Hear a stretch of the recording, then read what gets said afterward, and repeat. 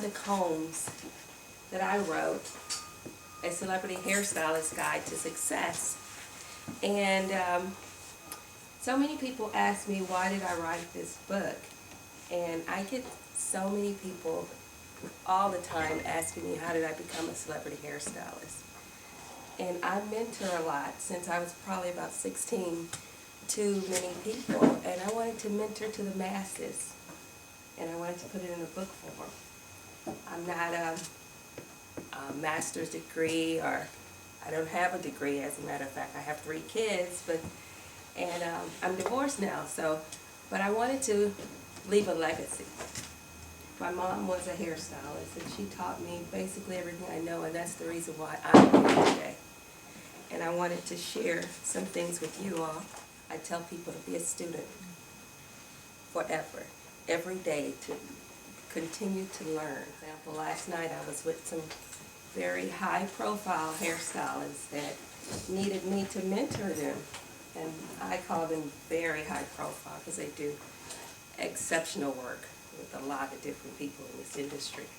But they still needed me to go over a few things with them as far as how to get into the industry. I want to say to you all, don't rush the process. I moved here from Houston, and when I moved here from Houston, I had already owned my own salon for almost 10 years, but I still needed to learn more. I was coming from Texas, and I was doing Texas hair, so I needed to learn LA's way of doing hair. Yes. So when you first came to LA, and you assisted somebody in Beverly Hills. Yes. And then what happened? He used to do a lot of celebrities. So I worked with him for quite a number, for a couple of years. And I learned California's way of doing hair. And then I moved on and started doing hair in salons. And then people referred me celebrity clients. One of my first clients was Garcelle Bouvet. And then I did Shaun Robinson. And that's how I got into this union, was from her. Yeah. Later on, I got a call from Woopi Goldberg's production to do Condolizza Rice. So I did her for about 3 years. And then I was up in the running to do Michelle Obama, but I didn't get it. That's okay. But to just get that opportunity was great, for somebody to even put me in that running. But hair care is my field, is my thing. Yours may be cutting, coloring, whatever it is. Take time with it. I've tried to learn almost all of the United States with a lot of different people. Hair. I've been a platform artist and for different companies. So learn what you can. That's where you're going to get the most of your knowledge, is from learning from companies. When I first came out here, I actually wanted to be in this industry. And so I went and I worked in the salon in Beverly Hills with a young man, and I worked as his assistant. Remember, I came from owning my own salon in Houston, but I did not have a problem being an assistant to him. When you get out of beauty school, know that you probably will have to assist for money or for tips. You may not. I mean, have any of you all heard that before? That you're going to have to work for possibly zero. But it's okay, because you'll get a whole lot out of that. You'll get so much more than you would have ever dreamed of. I just last week, I'm on Brooklyn Nine-Nine. I do hair on Brooklyn Nine-Nine, and I had to do Eva Longoria. She's on our show periodically right now. And the other 2 hairstylists were having trouble with her for the other 2 episodes she was in. And when she was giving them a lot of trouble. But when she came to me last week, I'm not bragging or anything, but when I did her all last week, she had no problems with me. And the reason why I'm saying that is because we're all different nationalities. When I came out of beauty school, my mom told me, this was in the South, back when we didn't do a lot of working together, mingling together as national in all ethnicities. But she told me even then to learn everyone's hair. And you all should learn everybody's textures. You all know your own textures, but learn your own textures. I personally do not do any artificial hair or weaving. I don't do weaving. I used to, but I don't. I have found my niche, and that's hair care. I love taking care of hair. I used to do Shaun Robinson on Access Hollywood for about 7 years, and she wears a weave, and I teach weave placement to Kimberly. I taught her Kimberly Kimball weave placement on Shaun Robinson. I don't know if you all know Kimball. She does Beyonce, LA hair. But I was telling her how to place the hair in my client's head so that it can look real, so it can look the right way. So there may be, you may not do weave, you may not do color, you may do you may have something that you do the best. Especially once you start assisting people, then you'll start realizing there is something that you do better than anything and that you like doing best. And take your time and really hone in and learn it. Learn it because that's what's going to make you stand out from someone else.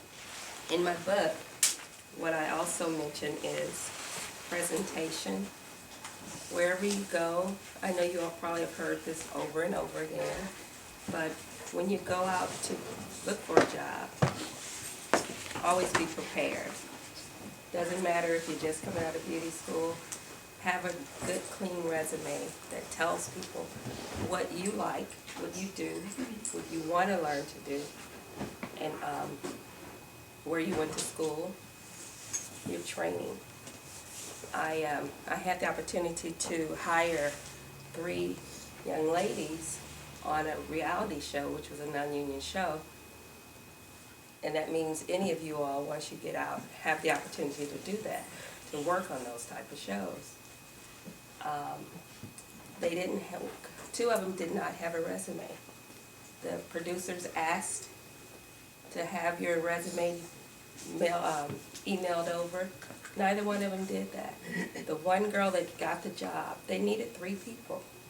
The one girl got the job. She had already sent her resume over, and she was prepared. She didn't have a whole lot of experience, but she presented herself right. And that's what you want to make sure. Present yourself right. You may not have all the experience, but you can learn on the job. To get into the union. How good was that? That doesn't happen all the time. So always prepare yourself, look the part, be ready for whatever it may be. Being a celebrity hairstylist, I'll say quote unquote, is doing people in this industry, doing people in the entertainment industry. But in order to be able to have a longevity in this business, you have to, it's not how well you do hair, it's how well you treat people. That's what's so important. I'm not the best hairstylist. I'm far from that. But it's how you treat people that around you, that you are around. They don't want you kissing up to them. They don't want you always jumping and running. They don't want those type of people. They want you to feel comfortable with who you are and make sure that you're on point with yourself. I go to yoga. That's my thing. That's what makes me feel comfortable with me and relaxed all the time. Find out what makes you, your inner self. Relax yourself. Keep yourself grounded. People see that. One of my girlfriends, she used to work, I don't know if you know who, Jose Aubert. He's one of the top hairstylists in Beverly Hills. She assisted one of the young men in that salon that did J-Lo. And she assisted him for maybe 3 years. And one day, he could not do one of his other entertainers because he had to go on the road with J-Lo. She went out, he said, okay, do this entertainer, this celebrity.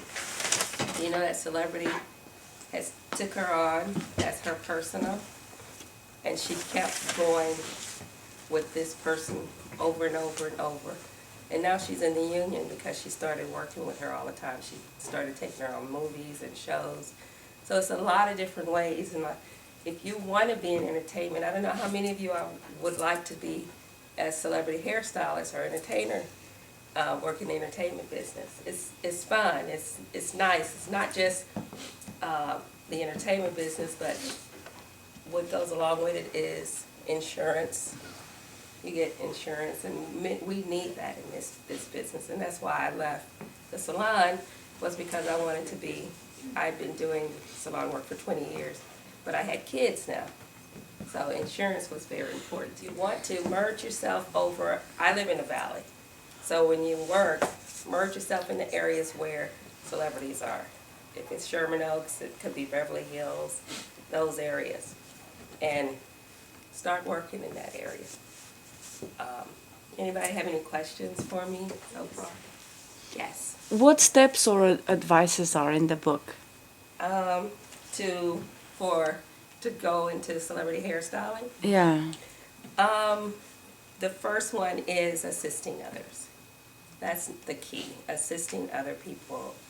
And if you want to be a celebrity hairstylist, my places to start in Beverly Hills are in the areas surrounding it, because that's where people are. Go into those areas and find a salon that works the celebrities. It could be Saks Fifth Avenue, it could be a Juwan salon, Hosea Bear, it could be different salons in those areas, and you'll find out as you get out, start talking to people. And that's number one, so that you can learn as much as you can. It may take you a year, it may take you 5 years, but don't rush the process. What are the challenges, hours or contracts? The challenges, you basically could be working 14 to 16 hours a day. That's one of the challenges that you have to be prepared for. But the money is good. The money is consistent. We work a lot of hours. But we love it. And you have to love this. That's why you're here. This is your thing, your passion, and you'll love doing it. It won't be a problem. But it is a lot of hours. It can be 40 to 70 hours a week. And how did you manage that with 3 kids? And I'm single now. I'm a divorced mom, so everybody can do it. And 2 of mine have gone to college, thank God for that, and they've graduated. So it hasn't always been easy, but you have to focus. You have to have a team of other people that'll help you. And you do make good money. So you have to invest in your kids, and you have to put time in, babysitters and drivers. I had a lot of different people, and it wasn't just, you work a lot. I was working salon and on sets at one point. Then I had to give up something, and it was the salon, because I needed insurance. Yes. How did you get in the union, or how do you get in? There are different ways, and I did get in through Shaun Robinson on Access Hollywood.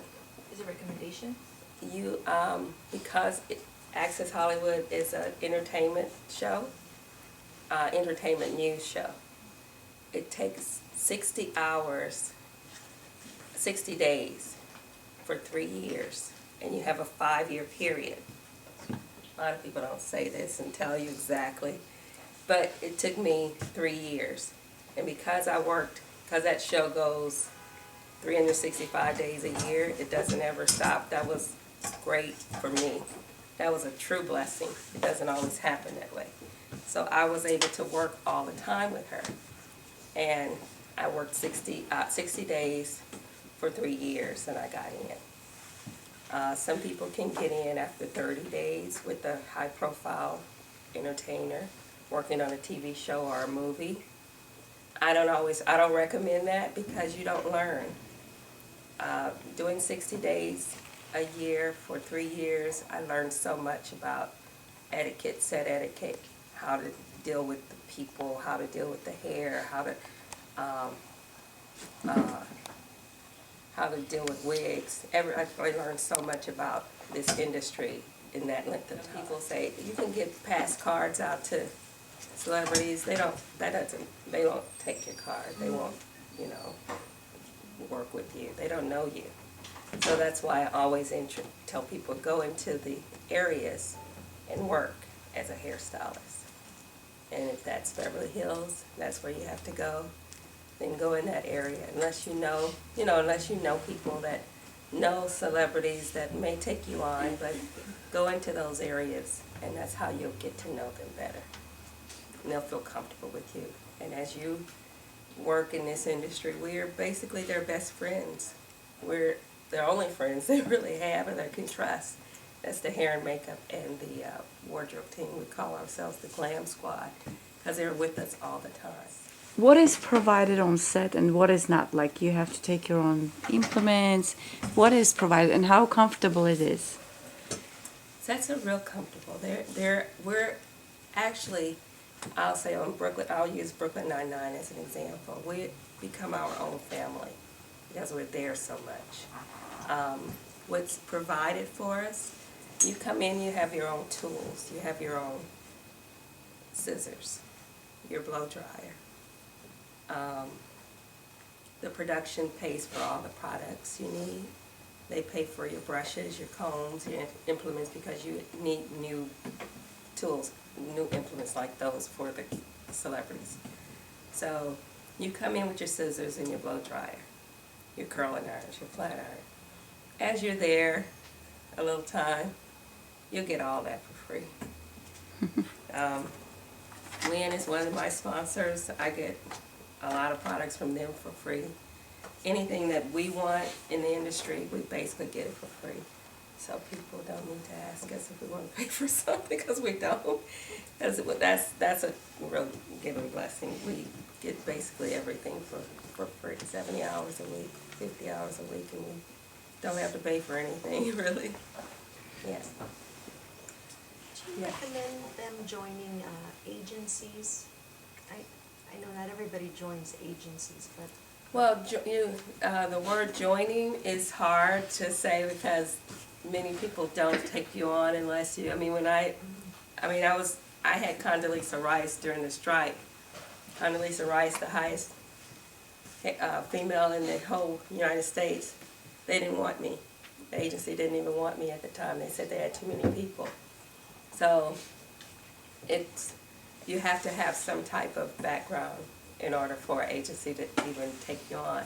I don't have one even now, but our department head shows, and you can just get out there and market yourself. And that's why when I mentioned about the way you present yourself means everything. The way you treat people means everything. Relationships mean everything. Passing out a card doesn't mean anything to me. But building a relationship is what means everything because those people are going to remember you. And they'll remember you before they remember somebody that gave them a card. So when you present yourself to people and have a relationship, build a relationship, sometimes you have to do people for free. At one point I was doing a lot of people for free. I just did a whole stage play for free. I'm still doing things for free. But it's building relationships. That particular stage play was nominated. And I was one of those nominated. So you get and you give.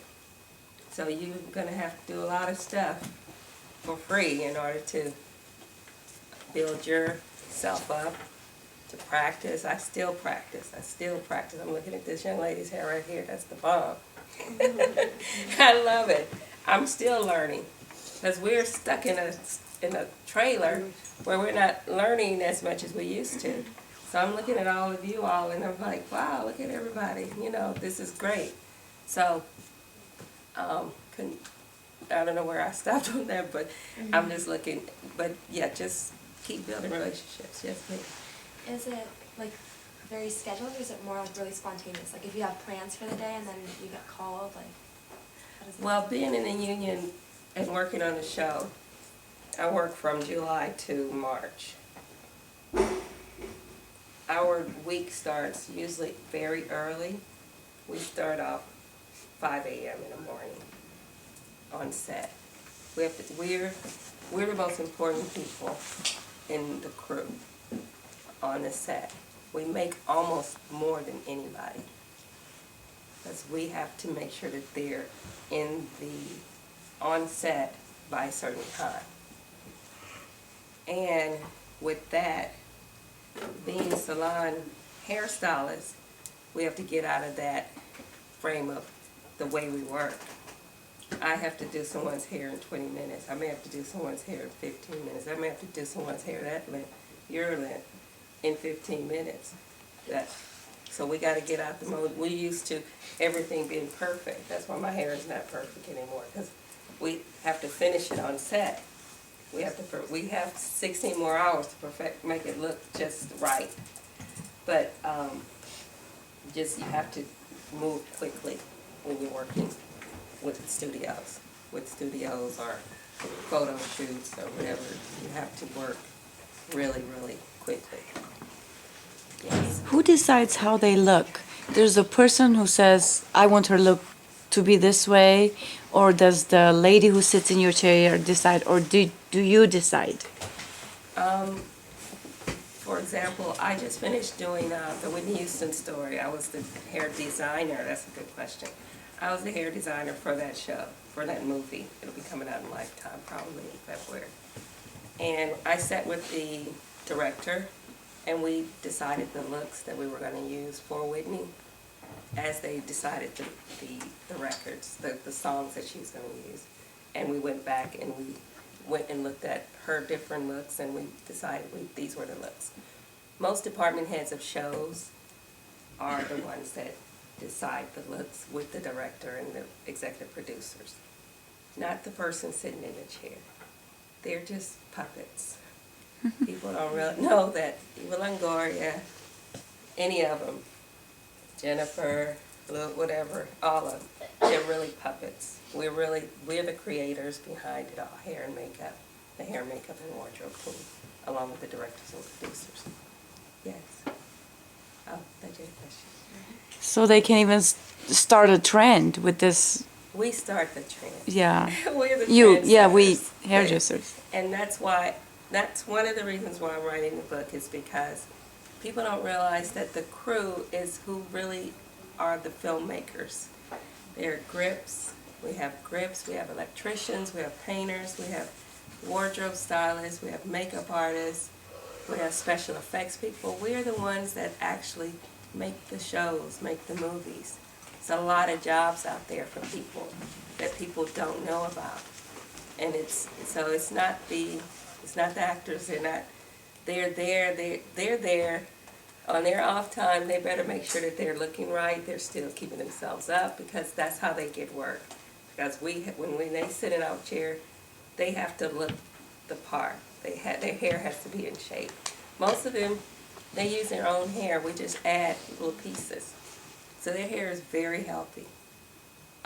Their skin is very healthy, because that's what they're getting paid for, to spend the money to do that. We just enhance them daily, all day. I used to do NCIS LA. I used to I used to shave LL Cool J's head. And seriously, in the middle of the day at lunchtime, little stubbles would grow. I had to recut him. That's how important we are, because the reason why that's important is because of what we call continuity. Everything has to look the same. Each minute has to look the same. Each scene has to look just like yesterday's scene. If we do day 1 on Monday, we may do day 1 again on Wednesday. So Monday has to look like Wednesday. So it's a lot of different things that we do on set that people don't know about to make it work.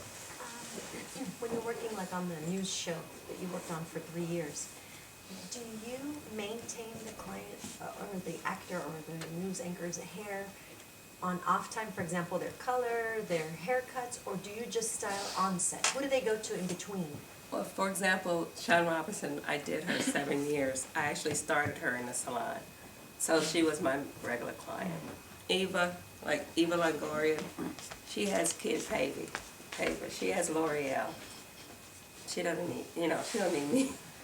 She can, I don't want certain clients, I don't have time to do a lot of people. So, yeah, they go to their other person. They just come plop down in our chair after they paid $1,000 for this hair color and this haircut, and we just come and maintain it. But hair care being my specialty, I make sure that with all those irons that I use daily, I'm still keeping their hair healthy. I do have to recommend products to them to use, shampoo and conditioner during a season.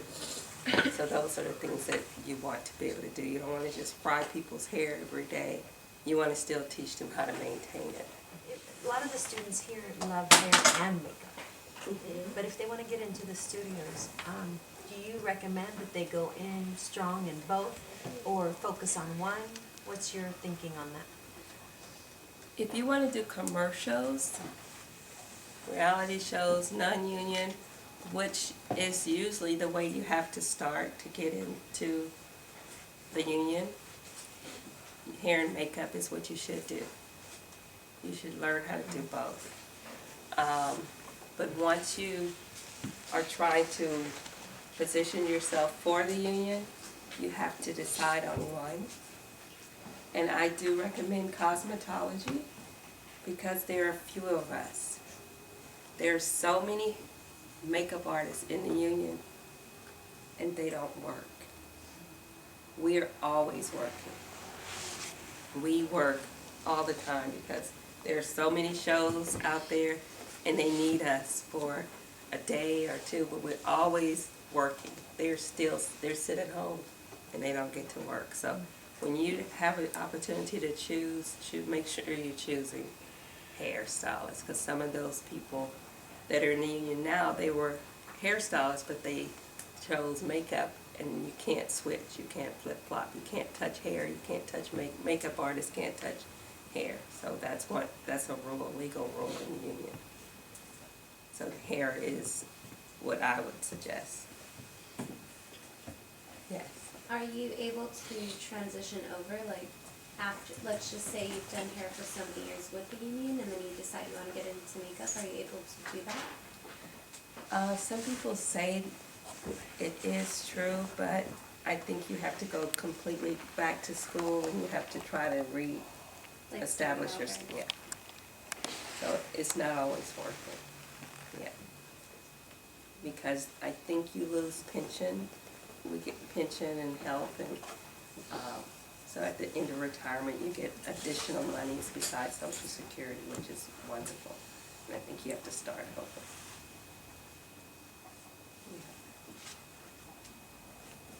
So with the union, you don't fall in under a cosmetologist's category, you fall into hair or makeup? Yes.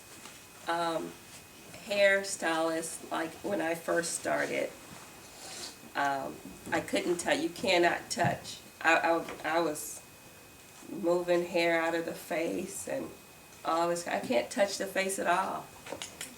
Mm-hmm. I have to wait, or if something fell on, for example, I can't touch the face at all. I can't move the hair, I'm sorry. But because they had to call me to move the hair, but I was, I'm doing all kinds of stuff. And they're like, no, you can't do that. They were calling producers and everything. I'm like, what's wrong? What's wrong? And so it's vital. You can't do anything unless it's your line in your area, hair or makeup. You have to. But if you're on a video shoot or if you're on a commercial, reality shows, non-union shows, it's different. You can cross over. I used to do Solange, Beyonce's sister, and I did a video, 20 hours, and I was tired, so I gave the comb over to the makeup artist. Here, move her hair if you need to. I went and sat in a chair and I went to sleep for about an hour. So you're able to do it on stuff like that, and it's worth it. You know, it's video shoots for 20 hours is when you're doing it with big people, it's worth it. It may sound like a lot of hours, but you don't mind doing it. I think I made probably $3,500 on that shoot. So you'll be able to do things like that. Back to Condolizza, they love you. They'll pay for your services. And I continue to do her for maybe 2.5 years. Yes. Being in the union, how does having like an assistant work?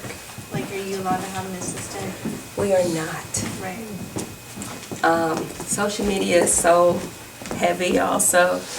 They've even cut back where we can't even have people on set for maybe 10 minutes. That's how bad it is. It's because the episodes are getting out. I worked on a movie with Indiana Jones, and I think with Spielberg, Indiana Jones, and I think social media was getting so heavy at that time, to where we couldn't even bring our cell phones on set at all. And if we did, they got confiscated. If that didn't work, we got fired. So we can't even have assistants. They did back in the day, I think. Will you sign papers for confidentiality and all that? Yes, did. Some of the movies changed the names. I think some of the movies, I worked on Argo, and while I was working on it, it was named something else. And then when it came out, it became Argo, just to keep things hidden and paparazzi and everything. I did a movie with Ashton Kutcher. I don't think I had seen so much paparazzi ever in my life. Every time we went on location, paparazzi was just swarming him. It was during the time he was still with his wife. What's her name? Demi Moore. He was still with her. And it was insane, but he was so nice. And I see why they can be mean and rude, because those people paparazzi are crazy, the way they treat them. Have you ever been attacked or asked by paparazzi about a certain person? We have, and we don't answer. We can't answer. That's why they keep us so close to them. That's why I said we're like their friends, because we are very private when it comes to them. In the production, they kind of protect you or help you get into your car or something like that? No, when we're on production, we have security all around us. Okay. So you don't ever know we're even there. We're in and out so quick, you don't ever see us. That's including the crew as well as the celebrities. Yeah. And I'm sure everybody signs something saying they're not going to say anything. We sign at the beginning of every show we work on. Yeah. Just about the perks, are you ever invited to those good parties of celebrities? Yes. I'll say the best time of my career was when I did Access Hollywood.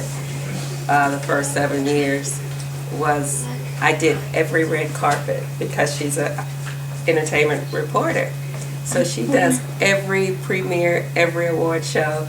We did from the Oscars to the Grammys to the Golden Globes. So I'm in my season now. That's why I'm writing a book. I had so much fun. It was fun. I've done every HBO party. One time I was at an HBO party with Access Hollywood, and this lady kept bothering me. She was trying to find out where the food was, and it was dark, and she was behind me, and I was like, oh. And I finally turned around and was talking to her face to face, and it was Diana Ross. And I almost went crazy, because seeing so many of them and they don't bother me, I'm like, oh, okay, whatever, this person. But there are just certain people that, you still go, woo! And she was the sweetest person behind me, and we sat there and we talked forever. So I do get those perks. And I'm going to the NAACP Awards tonight. I'm also the beauty director for the BET Awards, Pantene Cover Girl. And I hire about 30 people, 30 hair and makeup each year now. And I try to use non-union people. So go on and Instagram me and hashtag Beyond the Combs R. Rhonda O'Neal 913, and keep in touch with me, because I usually hire people that are out of school or working in the salon, and it's a lot of fun. I've been doing BET Awards since its inception, and that's probably about 13 or 14 years. So, yeah, keep in touch with me, because I try to hire people that are not in the union. Try to give other people some work and some chances. Yeah. And I want to end with this quote that I wrote in my book. Before that, the best part of this book, I was on set, is my glossary. And my glossary has so many words dealing with this industry that people don't know. Even some of the crew was saying, oh my God, I need to buy this, because they didn't even know some of them. Words like crew call, which is at the top of the day, or words such as BG, which is another word for background. And to learn these words before getting on set is gold. It's really golden. My book is $29.99, but today for students I make it even less. It's $19.99. I take credit card as well as cash. But this is my quote I like to always read. It's when I turn my client to the mirror and I see their eyes, a sense of peace come over them, because they feel like they are now with someone they can trust. A confidence even the eyes can't hide. And I have hashtag I love what I do, and I do what I love. And I just wanted to end with that for you all. And I want to thank you. Thank you so much. You're welcome.